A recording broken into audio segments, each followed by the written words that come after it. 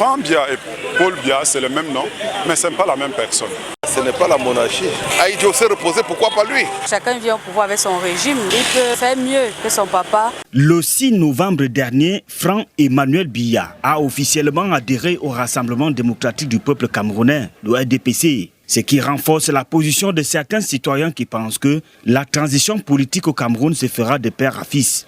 Si tel est le cas, Franck devra être investi par le RDPC. Mais faux, il ne remplit pas les conditions de militantisme, selon son camarade de parti Saint-Éloi Bidou. Ce serait quand même trop facile de penser qu'il suffit d'être le fils du président pour que le tapis rouge vous soit déroulé. Il a le droit d'être candidat, mais je ne pense pas qu'il réunisse une seule condition de militantisme pour aller chercher à conquérir le poste de président national du RDPC. Cet avis est partagé par plusieurs autres militants du parti au pouvoir, même si nombreux restent dans l'anonymat. Saint-Éloi, lui, n'attend que l'annonce du congrès du RDPC pour déposer sa candidature. Dès que le congrès sera annoncé, je serai candidat à la présidence nationale du RDPC. Ma candidature sera légitime, le critère primordial étant l'ancienneté dans le militantisme.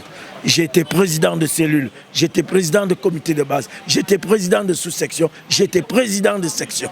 Au sein des partis politiques d'opposition, la candidature de Franck Emmanuel Biya aux prochaines élections présidentielles ne ferait peur à personne. Nous irons sur le champ de bataille et nous allons batailler. Le Social Democratic Front a toujours été présent à toutes les élections présidentielles depuis l'avènement de la démocratie en 90 au Cameroun.